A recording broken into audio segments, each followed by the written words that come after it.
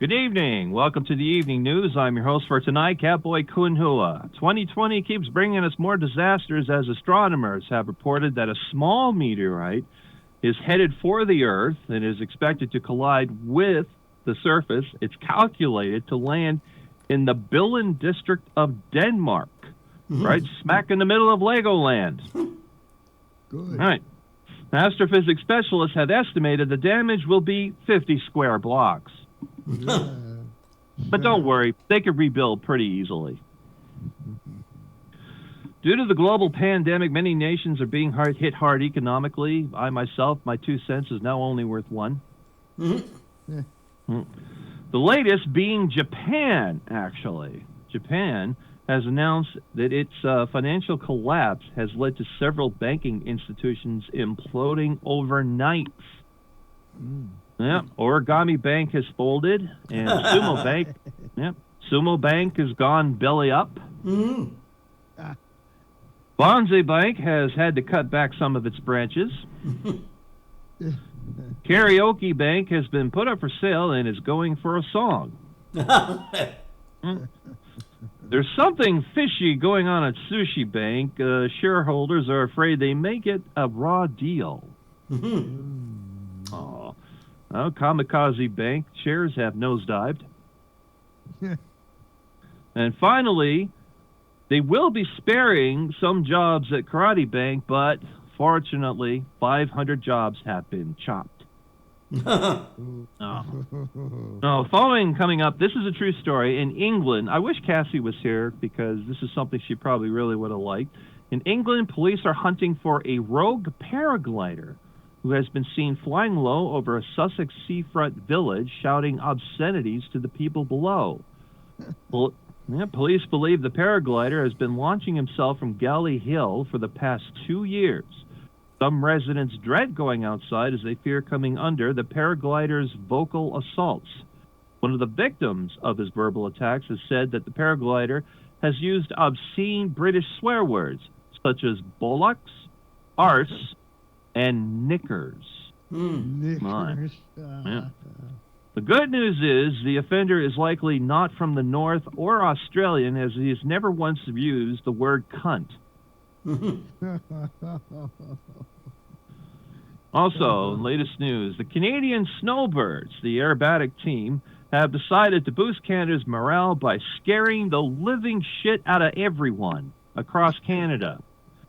In an effort to improve national morale during the COVID-19 crisis, the Canadian Forces Snowbirds have embarked on a countrywide tour starting today in New Brunswick. The famous Air Demonstration Squadron plans to fly at a consistent altitude of only 500 feet over as many Canadian cities as possible to show support for frontline workers, designed to freak them and everybody else right the fuck out.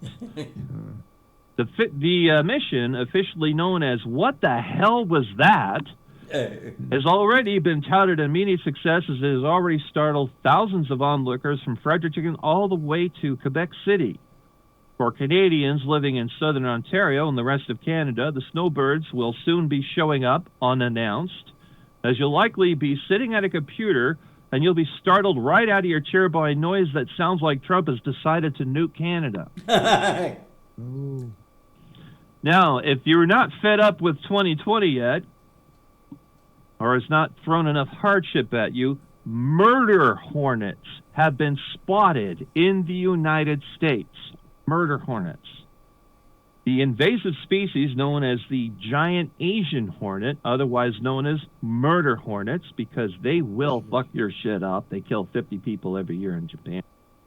Beekeepers are terrified the hornets will come to destroy scores of beehive colonies all over North America, estimated to be in the tens of millions.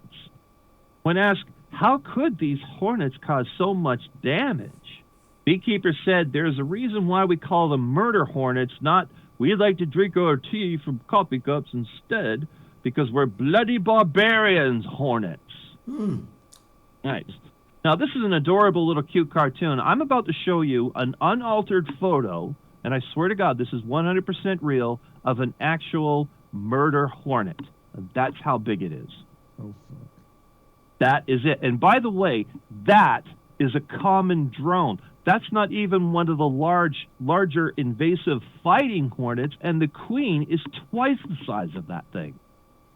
And the reason why it's on a string is because the guy here owns it as a pet, and he's taking it out for a walk like a dog. He says it's like owning a tiger. As long as you feed it, it's your best friend, but piss it off and you're going to have the worst day of your life.